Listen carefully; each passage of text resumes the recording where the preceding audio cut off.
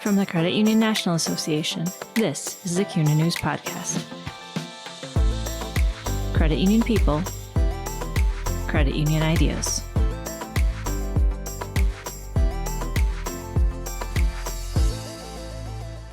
Welcome to the CUNA News Podcast. I'm Bill Merrick, Deputy Editor at CUNA. This week's episode looks at pending interchange legislation and its potential impact on credit unions, consumers, and small businesses. The Credit Card Competition Act of 2023, known as Durbin 2.0, would not only reduce credit unions' interchange income, it would threaten consumer data security, privacy, and access to credit. Most importantly, the bill could harm credit unions' community service efforts. We begin with Jason Stverak, CUNA's Deputy Chief Advocacy Officer. He explains the implications of Durbin 2.0, how the CUNA League advocacy team is addressing this threat, and how credit union leaders can get involved. We continue with a look at how KCT Credit Union in Elgin, Illinois, uses its interchange income earned from its affinity, purchase, and other card transactions to assist local school districts. Mike Lee, KCT President and CEO, Richard Gose, CUNA's Chief Political Officer, and Keith Sias, Senior Vice President of Governmental Affairs at the Illinois Credit Union League, weigh in. We have a lot of ground to cover, so let's get started. Here's Jason Stverak.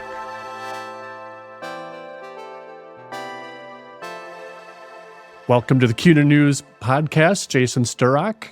Good to see you again. Good to see you again, Bill. Early this year, the CUNA League advocacy team kind of teamed up to beat back the Credit Card Competition Act from moving forward in the previous Congress. Yep. So what happened? Why are we reliving this now? Well, I mean, honestly, because the retailers and Senator Durbin are not going to let this go. This is going to be a fight as long as Congress exists, you like to say. Both in the last Congress, Senator Durbin was able to get Senator Marshall from Kansas to join him in introducing that legislation. And because, as you referenced, that incredibly strong partnership between CUNA and our partners in the leagues all across the country, we were able to stop it in its tracks, essentially. But this Congress, they introduced the legislation again. Then with now Senator Welch from Vermont, he was the House sponsor last year, moved into the Senate, so he's joined it. It has been a constant issue that we have been discussing and at the top of the advocacy agenda for CUNA and our leagues, going all the way back to GAC, educating new members of Congress, their staff, on the negative impacts that the CCCA would have on all credit unions and financial institutions across the country. Obviously, the fight on this bill is a little different this year around because there are more vehicles that they're trying to attach the legislation to. We're going into the reauthorization of the Farm Bill. That is must-pass legislation. In the Congress that we have now that rarely passes massive legislation, they try to find a bill that is going through, whether it be the appropriations bills or the NDAA, and try to put it in there. So we make the joke that now the NDAA, the National Defense Authorization Act, now has a banking section. They're continually trying to put that in there. And as you saw in the news, at the end of July, as the Senate was debating the NDAA, Senator Marshall was attempting to include a vote on the amendment. Thankfully, led by CUNA and our league partners, we were able to stop that. But that does not mean that once we come back in September, that this fight is over. It will continue. They'll look for other pieces of the legislation to attach it to.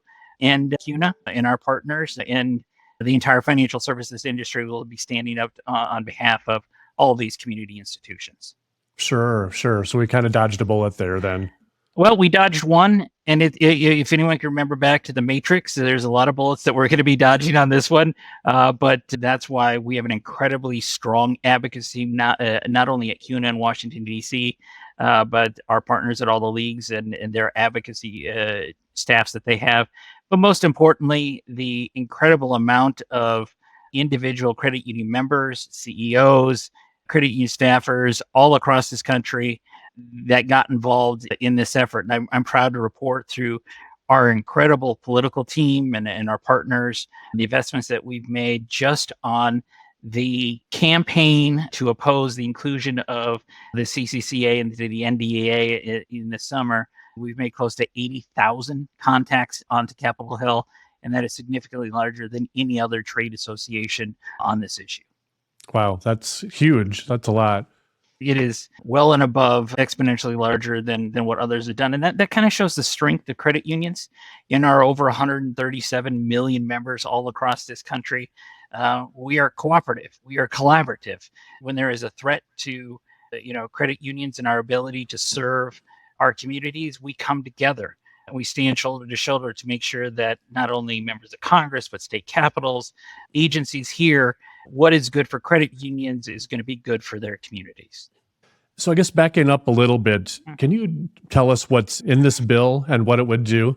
Yeah, I mean, I'll give you kind of that 100,000-foot level. What the Marshall-Durbin interchange bill would do is require that for all credit cards that are issued, that there would be 2 routing networks on the back of your card, and they cannot both be Visa or MasterCard.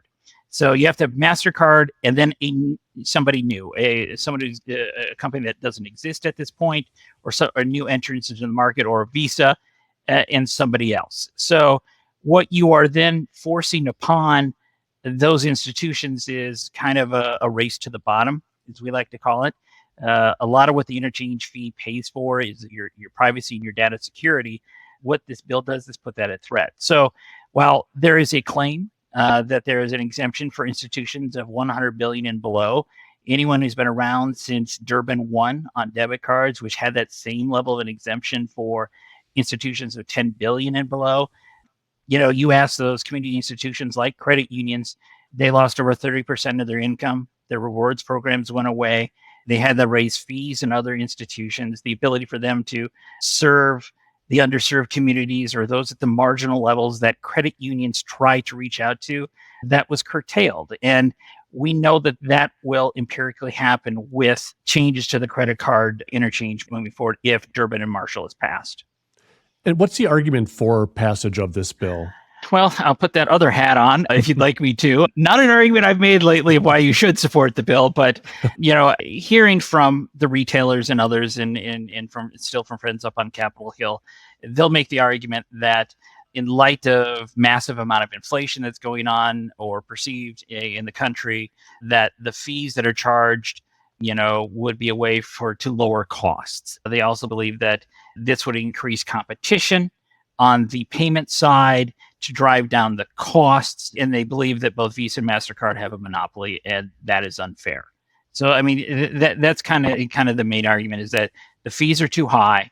This is a way to get them down, and government needs to intervene rather than the market. And what would be the, potential consequences for consumers and small businesses if this does become law? As I referenced earlier, just go back to look what happened with debit. For consumers, for credit unions specifically, where the message that we have been talking about and the evidence that backs it up is that the reduction in the revenue that small institutions like credit unions get from credit cards, the loss of that ensures that there's less money to keep the doors open or run free checking programs or, take, the access to credit to those individuals that maybe sit with a marginal credit score. Credit unions exist to take the chance on the people that the banks have left behind. And this loss of non-interest bearing revenue, non-interest bearing income, directly threatens credit unions' ability to serve their communities. Now, we saw that in debit card. When I talk about the 30% reduction in revenue just by the loss of the debit, that will be there in spades for credit card interchange income for those institutions. What it'll also then force is, Chase, Bank of America, other large financial institutions, they'll be able to absorb what your smaller institutions like credit unions, your small community institutions, they're not going to be able to offer credit cards anymore. So then we have one less product that a community institution can offer to its customers or its members. And then that is fundamentally unfair. Everyone likes to think that, the credit card is, I'm running around buying my next trip to, Honolulu on my first class Delta flight and all that type of stuff. For the majority of credit union members, their access to credit and their credit card is in lieu of a payday loan. Like, hey, I had an unexpected expense. I need $400 for an engine repair or groceries or school supplies, that temporary bridge. And by taking away that ability to offer credit to those marginal communities and the people on the margins, We're then driving them over to a payday loan center where they're going to pay interest that you've never seen before, or that's double, triple, quadruple, what their interest would be on their credit card. That's an incredibly poor option. Fraud protections are a big part of this issue too. Can you walk us through that? Absolutely. It's the interchange fee that is charged when you swipe your credit card. It's the price of doing business. It's the cost of that transaction. And what that does is allow the institutions like Visa and MasterCard and others to set up a secure system to be able to ensure that, it's processed, the merchants is paid right away, and your data is protected. When you force that second network that not likely going to have the same security in place with Visa and MasterCard in the established, payment systems, you're having a race to the bottom, and what's going to get sacrificed first is data security, of which people are becoming more and more demanding. When we look at what people ask for when they look at credit cards, interchange fee is not even close in terms of one of the concerns. They want to make sure it's accepted. They want to make sure that their data is secure and that their transactions will go through. Those are the three highest priorities for anybody who uses a credit card in this country. And CUNA recently released a study that kind of outlines the continued negative impact of interchange legislation on consumers and small businesses and financial institutions. What stands out to you from this report? There's a few issues I'd like to highlight, and that, kind of what our report talked about was that, merchants in any network that processes card transactions must be held accountable to the same standard for fraud protection. Credit unions are held to an incredibly high standard in terms of protecting people's security, and they'd like that all across the system, both on the retailers, but also on the payment security side. And that regulation should not be enacted because they harm both consumers and the banking system. I mean, when there's other networks that is going to get added, we're going to naturally see a loss of security and data privacy. And how many times have we worried about people stealing our identity or our transactions and going onto the dark web?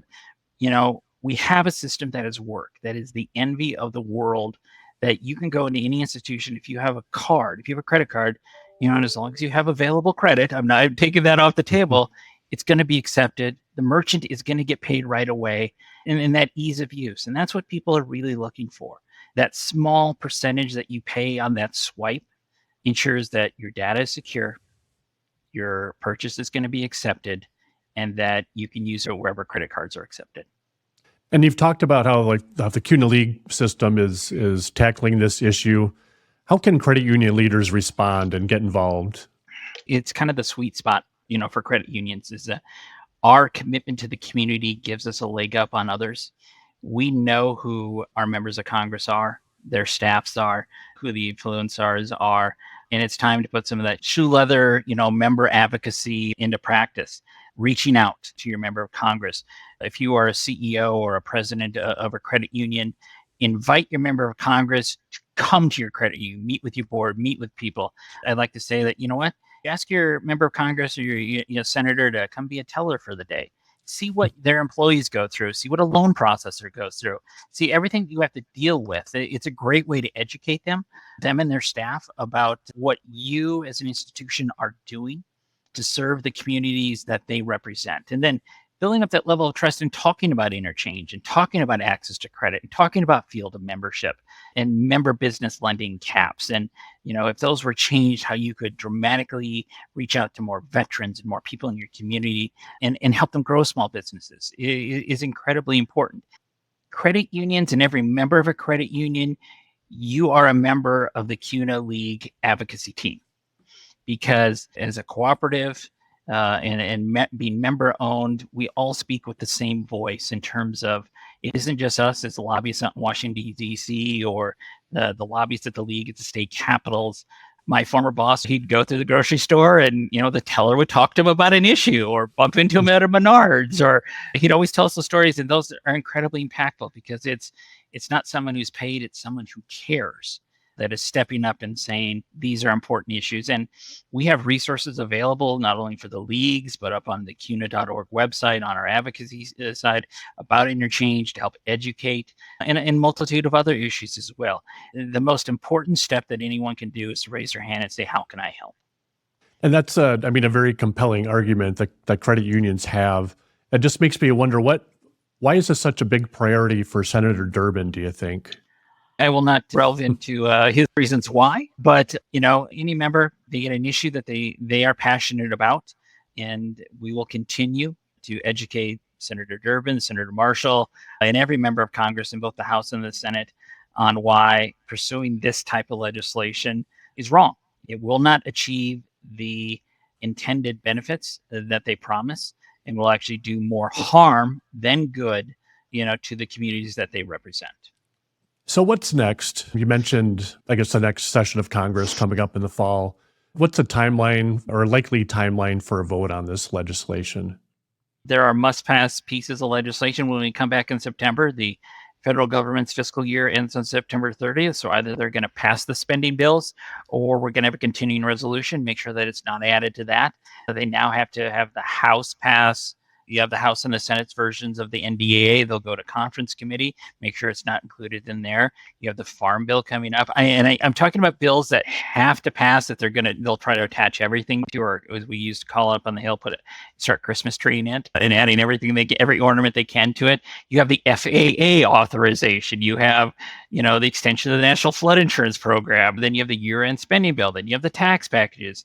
It's going to be a daily, weekly, monthly grind to make sure that this legislation, which I do want to point out, has not had a hearing in either the House Financial Services or the Senate Banking Committee, and they want to take it directly to the floor without any debate and try to add it to a bill. But we're just going to make sure we're working with our league partners and our allies to make sure that that does not happen, that we're continually educating. I know that we are blessed to have a multitude of leagues and having fly-ins in September, October, and November, bringing hundreds upon hundreds of credit union leaders from all across the country up to Washington, D.C., to Capitol Hill to meet with their members of Congress. This will obviously be one of the number one or two issues that they will bring up with their members all the way through this year and all the way through next year and after the election, when we go into a lame duck session, which can be even frightening, because then you'll have a lot of members of Congress who either were invited by their constituents to come back home permanently, or decided not to run, or lost. And they'll they may make the decision that they don't care how they vote anymore. There's a lot of milestones along the way, but I'm very confident that with the millions of credit union members, their individual institutions, the leagues, and CUNA helping lead this effort, that we will be successful in continuing educating members and their staff that the Durbin-Marshall bill is not a good policy to be enacted. Well, it certainly shows the need for continuous advocacy, and you do, and that's why we are blessed to have more credit unions and more communities that touch more members of Congress. We've had to become experts in working with the Armed Services Committee, the Agriculture Committees, where we used to just have to deal with House Financial Services and Senate Banking. Coming from farm country myself of North and South Dakota, I'm helping to educate people on, okay, this is how you talk about farm issues, and this is ag and why it's important. So, and be able to tap into that. I've always said that credit unions' diversity is our greatest strength, and I'm talking diversity of backgrounds and locations and experience and education is our secret sauce, our secret weapon to helping ensure that we are as prepared as we can be in these fights. And the moment we think we haven't won is when we will lose, or the moment that we kind of lay back and think that they're not going to get it done is the moment they do get it in, because that's what happened in Durbin 1. I tell the team and I tell everyone I talk to, we're going to run through the tape. We're going to go all the way through. We're going to keep fighting until the clock hits zero. Because this is so vitally important to the future success of our credit unions being able to serve their communities. Is there anything else you'd like to add? A lot of it is a grateful thank you. There's a reason we got close to 80,000 messages into Capitol Hill, and that's because of a great advocacy team at CUNA. As importantly, incredible advocacy partners at all the leagues across this country, and advocacy leaders at credit union institutions of all sizes, from Alaska to Florida and Maine to Hawaii and every place in between, who understand the need to participate and to raise their hand and say, what more can I do? If you've not been told thank you, let me please do it on behalf of everyone at CUNA and throughout the credit union movement, because If not for those 80,000 contacts and the starting at GAC and the multitude of phone calls, and I know there were multiple leagues that helped do emergency fly-ins to talk to their members or back home in their districts on the Marshall-Durbin Amendment trying to get into the NDA, I don't know if we would have been successful. But CUNA and our league partners and the credit unions across this country and credit union members stood up and said, this is bad policy, and we're going to make sure our voices are heard.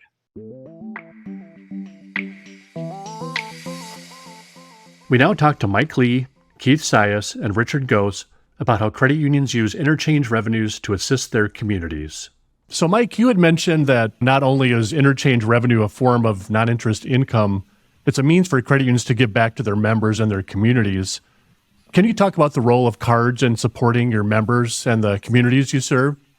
Yeah, Bill, one of the challenges at credit unions is we live on a very small ROA.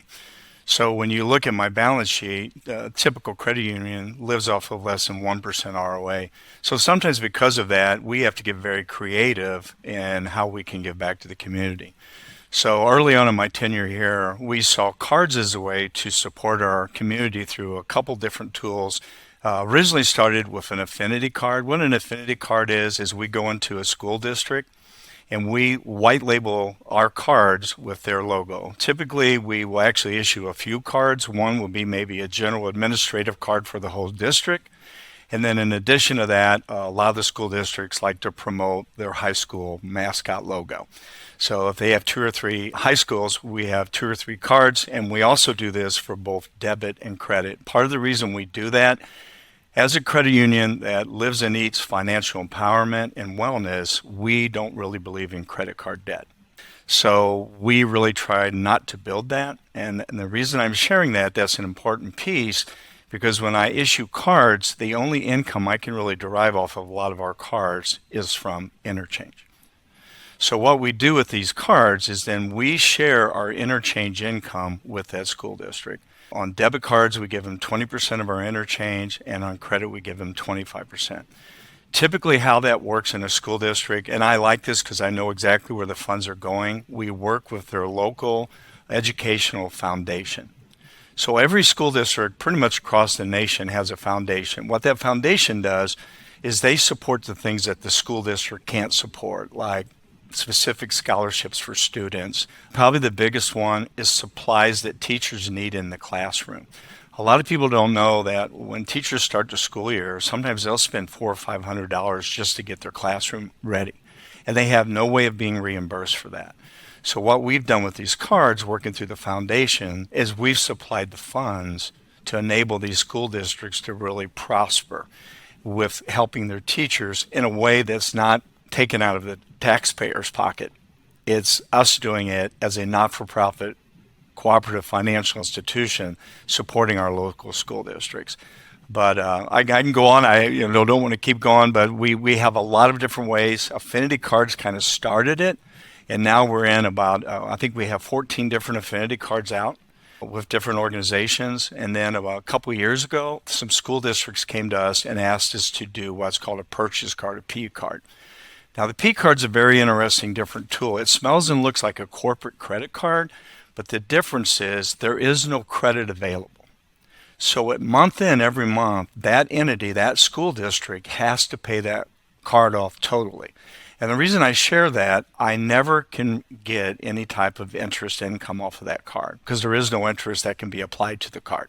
So kind of think of it, it's an incredible loyalty card that you might have in your wallet, but we're offering that to the organization.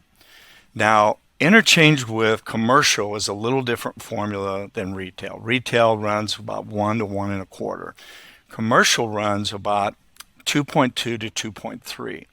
But because of our support in the community, we have created a program that we give them 1.5% back. So when you look at my value proposition or my ROA on this, I'm only making 80 basis points. And that's the only opportunity for income I have. But even more important, that doesn't even collect all my costs of issuing the cards, the technology, because we also offer a robust administrative tool on the back end so the school district can manage their cards And on the front end, we actually have an app that the user, so it's like you have an expense account, you actually have an app that helps you organize that, take pictures of receipts. So we have created this incredible tool for the school district to manage their cards and at the same time get a 1.5% back. Mike made an important point I don't want to lose there. He talked about the interest. Right now, credit unions only make about $90 a card on average, they report to us. That's down from $110 they made just a couple of years ago.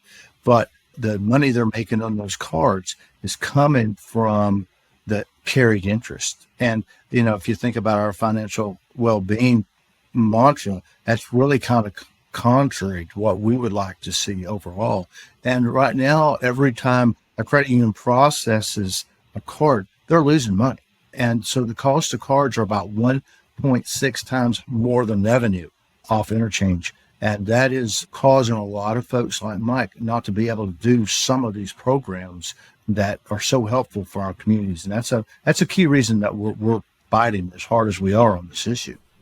And another thing, Bill, which I probably should have mentioned, the local banks won't do this. And I don't know if we want to use the B word, but the problem is what I'm doing with these school districts, there's not enough volume for their interest. So I'm actually offering and customizing things that banks would never even consider. And we have had a couple times where the school districts have said, because everything we do is under a microscope, we have to bid this out. Well, typically, we don't even get anybody to bid against us because there's just not enough volume. So it's really interesting. The taxpayers win, Mike, when you do that. It helps the Exactly. local school districts and the taxpayers Exactly. win. How much money do you raise through these efforts for the school districts? Well, last year, and what is amazing about this, and I'll back up a little bit, these foundations love these cards because it's reoccurring income. So another way to say that candy bar they sold last year, they don't have to sell it again this year. And anybody who's affiliated with a foundation knows that if you're on a foundation board, your middle name is fundraiser, right? That's what you do. So these card programs, they literally grow every year. And it's kind of amazing. We've not had one go backwards. Last year at KCT, between all of our give back with our cards and all, we gave about $240,000 back to our community just through cards. And the purchase card, we do have a number of new entities right now bringing those programs up. They're monstrous. Our first school district alone, their P card give back was $90,000 last year. So it's significant. It's significant. And Bill, you'll hear Senator Durbin talk about, well, you're under $100 billion in assets, so it won't affect you. Well, but it will, because the way interchange works is the overall process is, you have the merchant bank that's going to take in their portion, Visa, MasterCard, the processing portion, and then the issuers gets the largest portion. And that's why you're able to do some of these things. But when the pressures, regardless of which end it comes from, and we saw this on debit with the $10 billion cap, when the pressures come in, those margins are going to shrink. And it doesn't matter if you're under the 100 billion or if you're over, you're obviously going to get hit. So programs that Michael and other credit unions like Mike's are running are going to not be able to afford, in some cases, or take and remove revenue streams from other areas to keep funding these kind of programs. It's going to put more pressure on credit unions to do this. And Bill, there's a couple other areas that I'll touch on that probably won't be touched on by others. So we also do health savings accounts, and we also do secured credit cards. And the reason I want to talk about those is typically when they're offered by other entities, there's fees associated with them. We have no fees with either of those cards. Now, let me explain. One of the school districts a couple years ago came and said, hey, Mike, we're going to high deductible health plan. Could you offer the health savings account? And we built a card. We logoed it with the school district. But the way our program works, if you're using this program right, first of all, it is basically a debit card. Okay, it's not even a credit card. So once again, other than maybe the funds that we get to use, there is no additional income flow. So what we're doing is providing a card to the school district to support their health insurance program. that has no fees or anything associated with it. It's another use that Interchange is the only thing that makes that work for me. The next card is a secured credit card, and this is a big one. So we just went to a relationship with actually a radio host here in the Chicagoland area that is helping people prepare themselves for home ownership. So how you use a secured credit card, it's used as a credit builder. So let's say you don't qualify for a card on your own credit merit. If you put $500 or $1,000 at KCT, we will issue you a card. Now, the issue with these cards that is kind of counterintuitive, we don't want those people to ever pay interest on those cards because it depletes their credit. So what they do with these cards, and this is a magic number, with a credit card, if you really want it to work right and help build your credit, you only use about 30% of the available funds. So if you had a $1,000 credit limit, you only use $300 a month. So when we offer these cards, we are actually telling people, don't use these cards like you would other cards at the demise of the credit union, because if they used them more, we would make more money. But it goes back to our commitment to financial empowerment and wellness. So think about that, what we're trying to do and across the nation. And one of the things I'm very involved in the state with financial wellness, as you also know, it is a big mandate with the federal government right now. So what we're doing, the tools we've established and been built at credit unions to help people, it's very connected to Interchange, our ability to offer these cards. Now, what is interesting about secured credit cards, if you see them online or a lot of other entities, they have a fee up front. It can be as high as a couple $100 to get a secured card, and then they have annual fees. We have none of that, but it's the right thing to do. We're credit unions. We're not-for-profits. But my point is, there's a lot of other pieces of cards that maybe aren't thought about every day. You think about the credit and the debit, but you don't think about health savings accounts. You don't think about secured credit cards, use this credit card as builders for your credit. So this really touches a lot of other areas that we're doing good work to help people live better financially. And Bill, 79% of credit unions offer secured credit cards, and it's a key part of what they do in order to help their members. So the interchange income allows you to not charge fees on any of your cards, which is great for the consumers. So the consumers could really suffer if Durbin 2.0 goes into effect.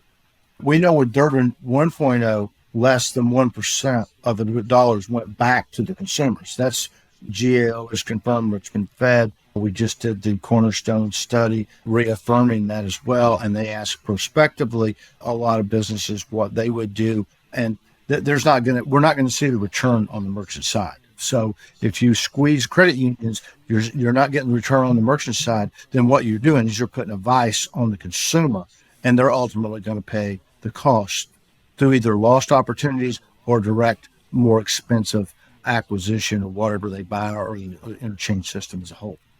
And that's something we should talk about before we talk about all this, is just the foundational way that credit unions use cards.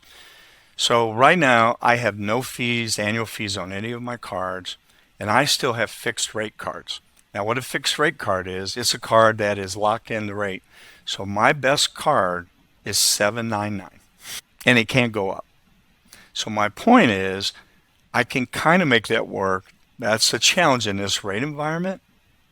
But without interchange income, it makes that challenge even harder. So this $7.99 card, that is an incredible card for a consumer to get. I mean, it's almost cheaper than what you can get a mortgage for today. And will I be able to offer that in the future if these things happen? And the answer is, it goes back to where I originally started. Credit unions don't have the fat to absorb this. We give back to our communities. We live off of very small margins. And every little thing like this has a big effect. It's a trickle-down effect to our whole strategic way that we serve our community by having little or no fees, paying great rates, having loans that I would call them are at the consumer's best interest. So it's complicated of how all these pieces contribute to our overall financial statement. I would think that message would resonate pretty well with legislators.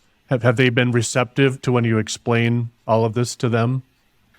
You know, Bill, I think, and I'm very blessed, we put a lot of time into our local politicians.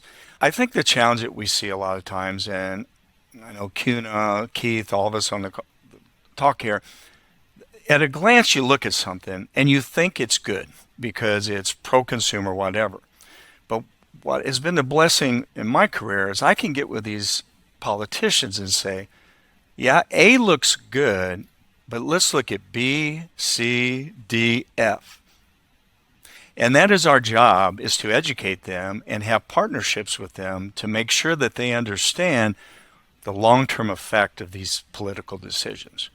And I think that's the biggest challenge we have, and we have to make sure our voice is heard, because it's not that they're trying to do bad or evil things, it's just a lack of knowledge of the long-term effect of these decisions. And that's exactly the way I feel about interchange. And to the point, when you have that opportunity to really sit down and explain this, I don't know that I've had any politician or legislator that says, oh, now I get it, that long term, this could be very detrimental. And then the other thing, and Richard mentioned a while ago, how many of these things really ever get to the consumer's pocket? And I think that's the big challenge of all of this. And as we know, most of the time, it never gets there. I mean, the Durbin Amendment, based upon everything I know from the past, it never got to the consumer's pocket. So I think that's the challenge of, are we really doing things that are good for the consumer? And I would challenge, no.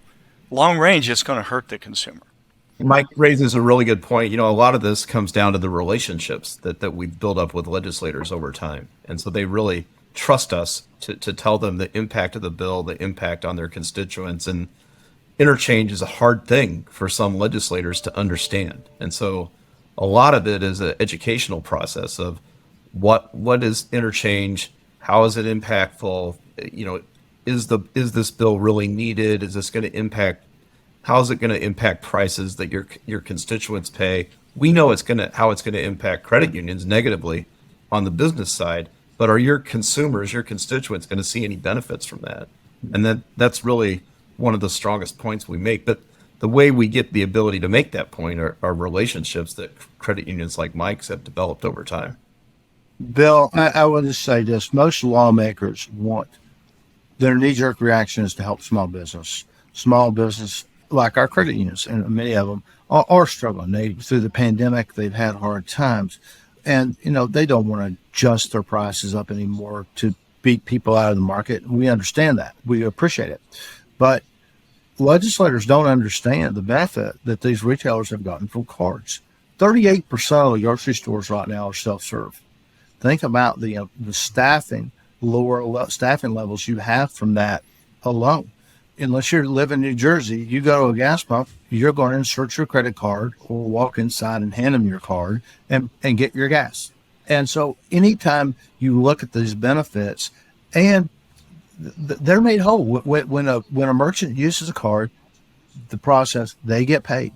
It is a benefit, and the cost of cash is a whole lot more than people think. It's more expensive to handle cash than it is to use cards. And so these aspects of the process are not always well known to lawmakers who are legitimately trying to sympathize and help their small businesses. And they are hearing a lot from those small businesses. And I think that's why for credit unions like Mike, it's imperative to get our side of the story out again and again and again, because the merchants are plentiful.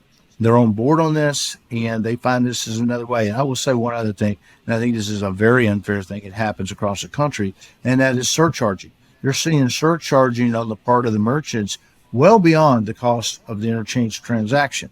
Now, I know Visa and MasterCard have kind of put some rules in place. You can't charge more than the actual transaction. Well, I'm not sure if that's true on all the cards options. They want to talk about no competition. There's plenty of competition. You now have Venmo, you have Apple Pay, you have about 14 different rails that you can go on to make payments. And they don't want to talk about that. They want to focus on predominantly Visa, MasterCard, because they're the ones that have this unique relationship with the financial issuers to provide the card. And I would say one other thing that's important here is That card is a product. It is just like a wrench. Whether you're using that wrench to make a Maserati, or you're using that wrench to tighten your kids' training wheels, it's the same wrench. Well, that's what Visa and MasterCard have done with this product. They've allowed a credit union that may be 10 million or 100 million in size to compete with the same product at the same price as a 100 billion or $1 trillion institution. And that we don't want to see go away. And when you think about, like, at this period of time, we've been doing meetings during the August recess with members of Congress. We'll have our Hike the Hill coming up in the fall. And the message for us on this is we spend part of the meeting identifying and describing what interchange is. It's helpful if you have some kind of infographic or chart to kind of show how the whole payment system works and what the interchange piece is of that. And then our ask is, after we've identified, interchange and how changes can negatively impact credit unions and their members, our ask is that Congress just preserves the integrity of the current system. There's no changes needed. And that's our ask. And then we offer, to credit unions like Mike, or a resource to legislators, so that when they're hearing from the other side, we can get them data, information, some of the stats that Mike's mentioned, to refute some of the arguments from the other side. So it's an ongoing dialogue. I would think that your messaging would also resonate with small businesses and consumers. Are you involving them in the advocacy against Durbin 2.0? Some of the small business loans, particularly, we had credit unions that made a lot of PPP loans, and some of those businesses we've reached out to talk about what the impact would be upon their business if this were to come about. And, what we hear from them is they don't want to see more fraud introduced into the system. They're not sure that they're going to see pricing changes like a big box retailer would. They think a small business might pay more or at least pay the same, but have a lot of more risk introduced into the system. They're very concerned about what happens if their customers go back to cash. It's riskier to use cash. People spend less money. It has a very negative impact on small business. So anything that erodes confidence in the current payment system has the potential to be very negatively impactful to small businesses, is what we're finding. So we're reaching out to business partners in the small business community to try to get that message out. Our survey research shows overwhelmingly that people are happy with the current system. And we're talking in the high 80s, 90% satisfaction. Then the three things that people care about, first and foremost, is the ease and the acceptance of the cards. They want to be able to present their card and have it accepted. Two is any liability for fraudulent activity on the card. They don't want to be liable for that. And that's something that they're very concerned about, but something they're very pleased with as the product as it currently stands. And the other aspect of it is their own personal privacy. Those are the three top things that consumers tell us that they're concerned with cards. And I think small businesses get more traffic. I mean, you think about it, and we have a small business tell us this. You walk into a restaurant with $20, $50, you're going to eat $20 or $50 worth of food, and that's it. You walk in with a credit card, you may say, hey, I'll have that dessert. We've seen time and time again where people have responded. They go out to eat a couple times a week, but if they didn't have access to a credit card, it would be less. This is something that's really benefiting business, particularly small business. And I don't think that they would be happy if this were to be disrupted. And Mike, what could happen to your card programs if this legislation does pass? Well, as we talked about before, I do believe once something's passed, it will trickle down even to credit unions of my size. And ultimately, what will happen, I will have to go back to school districts, counties, cities that we're doing cards with and tell them I can't afford to have the revenue share I have right now. I won't be able to support it. Because if you look at the math on my P card, if that gets cut significantly, I'm giving 150 back of 2.3. So if they kept 50 basis points, I mean, is that enough for me to sustain that, being able to offer these cards? So it's very frightful for me because a lot of that, and this is the tough part, this is a business model that I've chosen to give back to the community. Some of that is based upon my trust and relationship with the community. And now I'm going to have to go back and say, I can't sustain this. And that's exactly what will happen, Bill, because I won't be able to do it anymore unless I decide to make it a negative on my balance sheet. There's a great opportunity for this. people are looking for help with cards. Cards are the future for so many payments. Why would we make this harder right now? And then you look at the Zelles, the Venmos.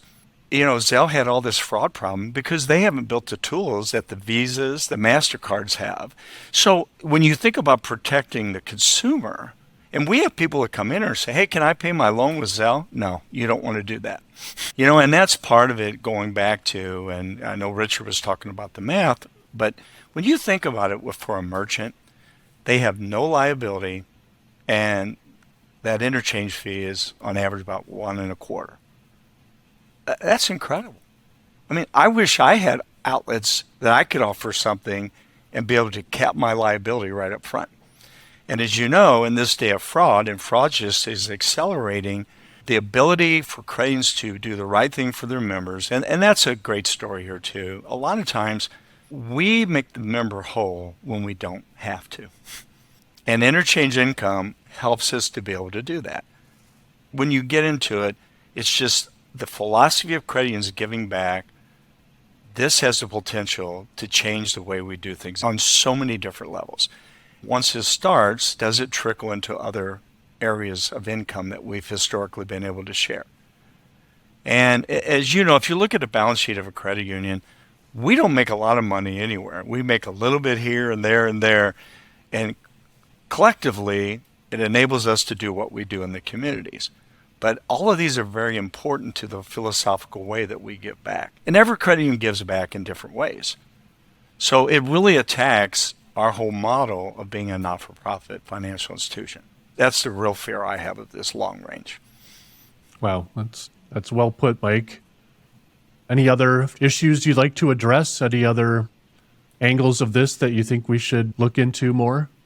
We have had several bills at the state level to exclude the tax calculation from interchange. Again, you kind of wonder where they come up with this, but it's something that would totally change the system. It's something that is going to cause disruption, not just for individuals within the financial services sector, but the merchant sector, because all their terminals, everything's going to change. And we have another study coming out on this shortly from Cornerstone Advisors, kind of delving into some of the problems on the processing side. And most of the processors I've talked to says that this is, if not an impossibility, a very impractical way to do it. So let's stay tuned and see what we're going to get. But we know we saw several bills last year, and we will probably see several more. Again, it kind of gets back to that whole mantra that merchants aren't willing to pay for the cost of doing business. And Bill, something I might share that is very important. So here in Illinois, we started a program called Bank on Illinois. Bank on is a national program that basically makes sure that a lot of times it touches people that are cash users. And the reason why they're cash users, a lot of times they come from other countries where their financial system, for lack of a better word, is corrupt. So they come to the United States and they have a distrust for banking and everything. Now, we talked about this earlier. Cash is not a good thing in the system. I mean, the government, but it just, things are done with cash, they're not tracked. You think about the Patriot Act, there's just so many downsides. So when you think about cards, what we're trying to do here in Illinois is mainstream these people.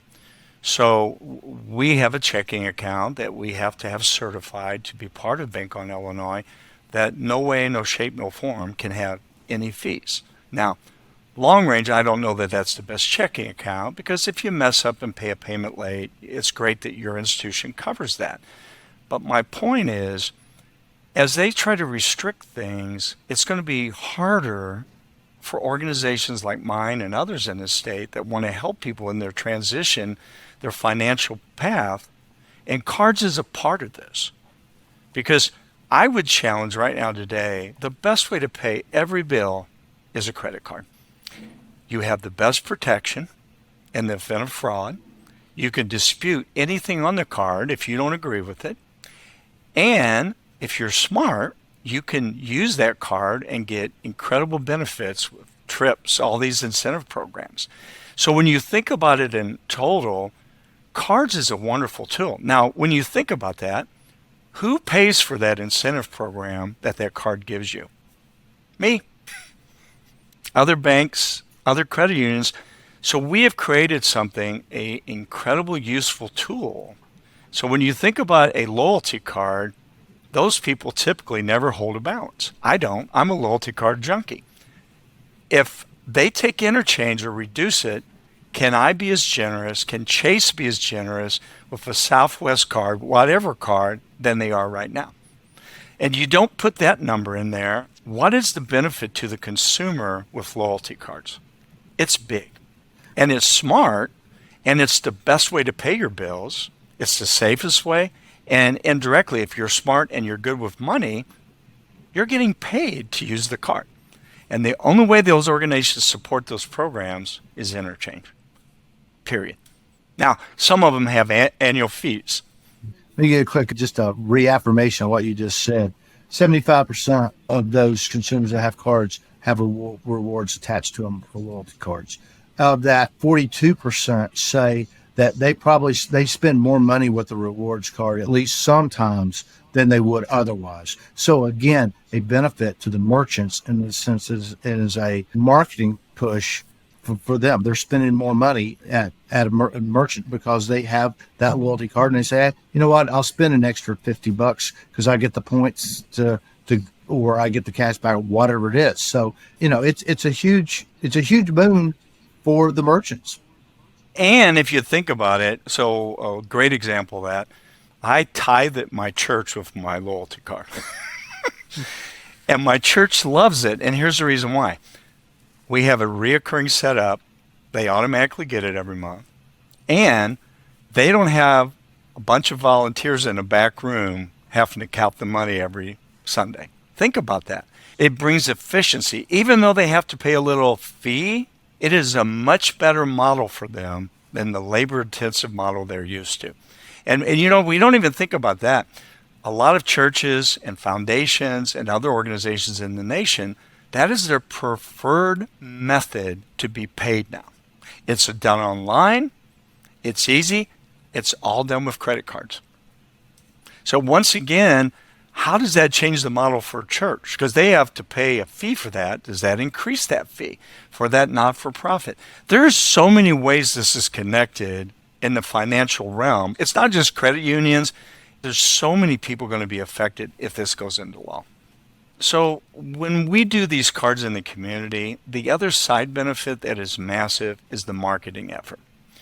So a local bank, typically a larger institution, is not going to issue a card for a school district that our goal is to have 1,000 cards in 3 years.